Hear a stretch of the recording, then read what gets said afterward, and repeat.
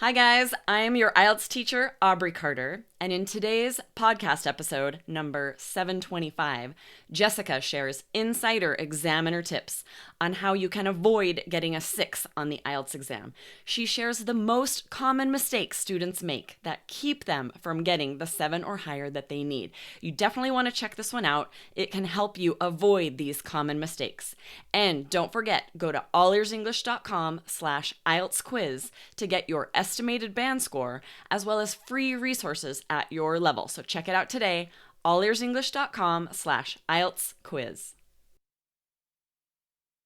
This is an IELTS Energy Podcast, episode 725, Insider Examiner Advice for Your IELTS Essays.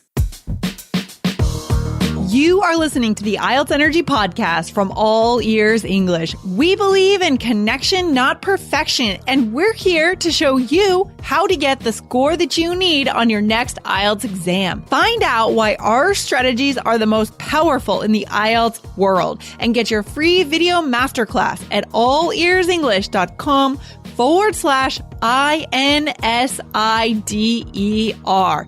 Now, let's get to the show.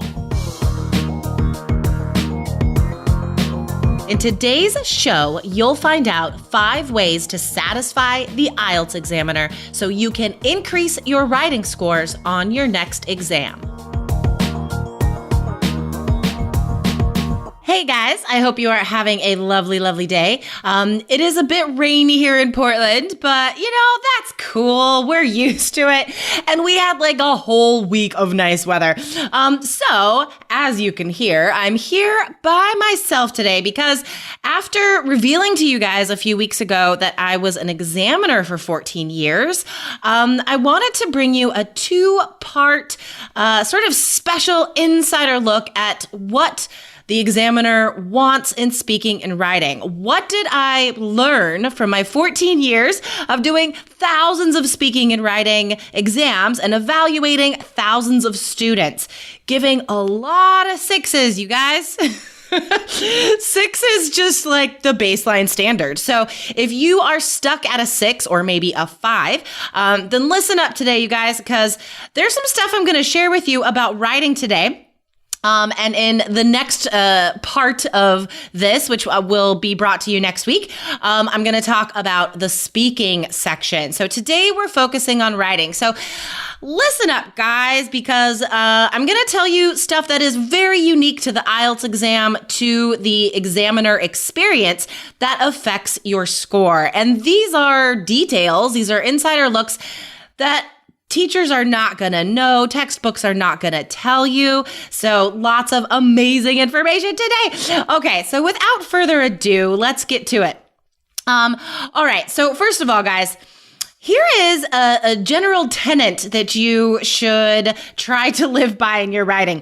Don't make the examiner work too hard. Okay? If you make the examiner think too much about your essay or have to read it more than once to understand it, or if you write in a way that asks the reader or the examiner to make inferences, that doesn't get you a high score, you guys. Now, I realize, and we've talked about this on the show before, we know that the way you communicate through writing in other cultures, maybe your culture, is very different than what we expect you to do in English, especially on IELTS. Because here's the thing, it's only 40 minutes, it's only 4 paragraphs, okay? You're not expected to overanalyze and think too much and offer really complicated ideas. You can't. If you're going to write a well-organized essay, you need the whole 40 minutes to plan it and to write it, okay? So it's about being direct and obvious in your ideas, all right?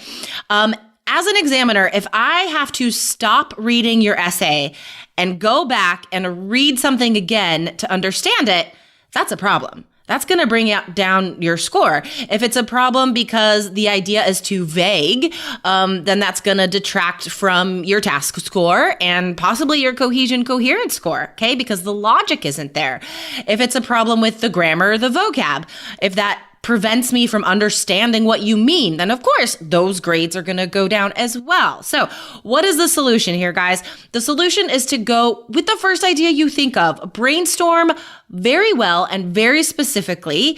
Simple and obvious ideas. Don't think about it too much, you guys, and use a lot of linking words, okay, to connect all of these ideas. That's another thing that makes your essay easy to read on my part, is that all of the ideas are organized logically, but there are also transition phrases between every idea that smoothly links them, that smoothly allows my mind to follow one idea to another. So that's exactly what the templates in 3 Keys IELTS give you, right? I wrote these from an examiner standpoint. So they're all directly linked to what I am looking for to give you that 7 or higher. Okay. So here's another thing, guys. Here's the second point I want to make today. I have 5 points for you. I thought a lot about this. So the second point is that don't make your essay super long. Okay. That is connected to the first point in making the examiner work too hard. All right. Here's the facts. The examiner gets paid the same for every essay. It doesn't matter if it's 20 words or 500 words. Okay. I'm going to get paid the same rate regardless of how long it is. So if you make it super long, you're wasting my time.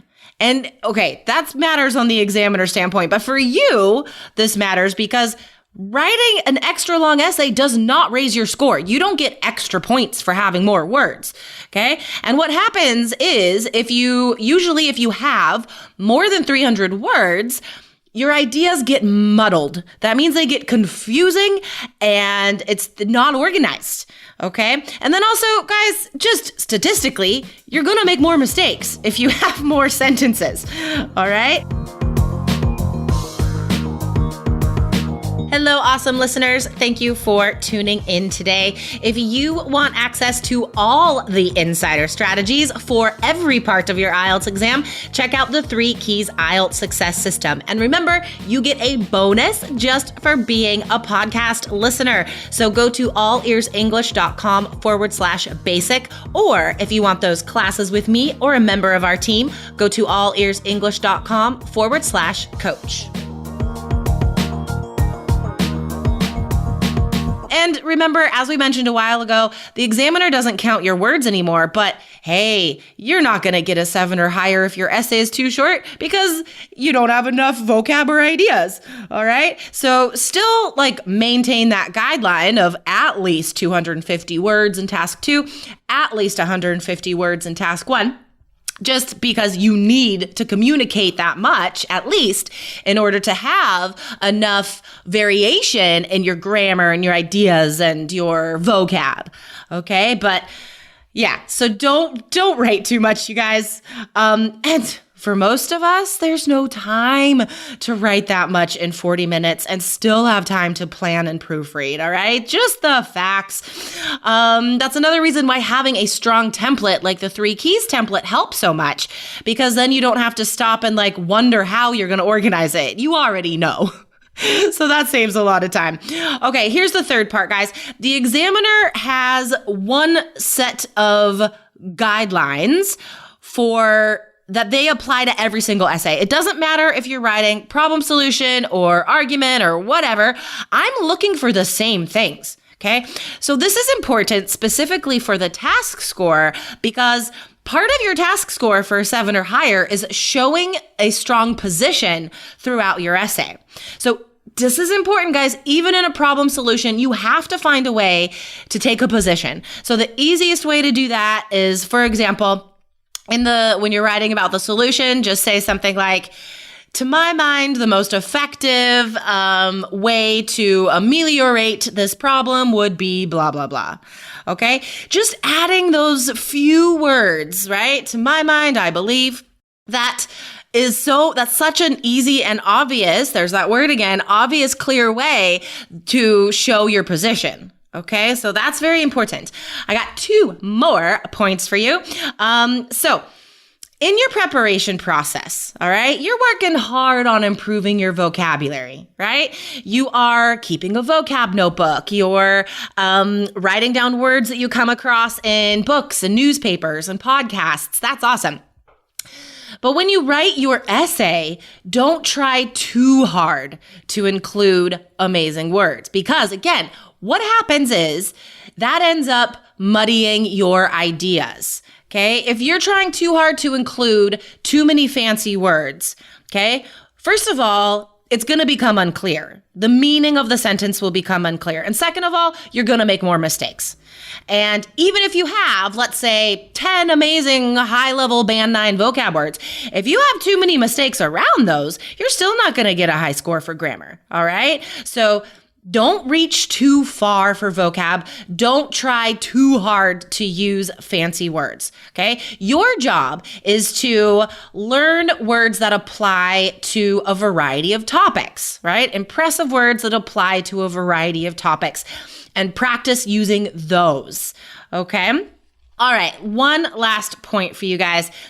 There's some confusion about grammar scores out there. A lot of candidates think that if they have really long sentences, that they try to join all these crazy clauses with a bunch of commas, that means that like equals a high vocab or a high grammar score. That's not true. If you have really long sentences, guys, there's going to be a lot of mistakes. Okay, hands down. So if you want a 7 for grammar. I keep saying vocab. If you want a 7 for grammar, you can do that by just having a few different complex sentences, some compound sentences, and a few simple sentences, as long as you don't have a lot of mistakes. Okay, so same idea as the vocab here. In grammar, don't try too hard to make it super fancy. Okay, control what you're learning and practice using that. Okay, so really master just a few different complex sentence structures so you're not making any mistakes in those. Okay, that's the key for that 7 in grammar. Okay, guys, so if you want more insider strategies, check out our course, 3 Keys IELTS. I have another announcement for students that I'll give in just a second, but just to tell you where to go to get into 3 Keys IELTS, guys, if you want the whole system of strategies that are guaranteed to increase your IELTS scores, go to allearsenglish.com/basic. And if you want all of that, plus Skype lessons with me or a member of our team, go to allearsenglish.com/coach. Now, one last thing, special announcement for 3 Keys students. Listen up. I am going to do a Facebook Live just for you guys in our closed Facebook group on June 8th. Okay, 10 a.m. Pacific Standard Time. I'm going to be posting reminders in the group, guys. So I'm going to be talking about how to be flexible in writing task 2, because from what I've noticed, working with a lot of you guys, that is the biggest thing holding you back in writing. So I'm going to give you some information about that, answer some questions. So if you are a 3 Keys student, put that in your calendars, guys. June 8th, 10 a.m. Pacific Standard Time. Okay, everyone. I hope you have a wonderful rest of the day, and I'll talk to you next time. Bye, guys. Thanks so much for listening to the IELTS Energy Podcast from All Ears English.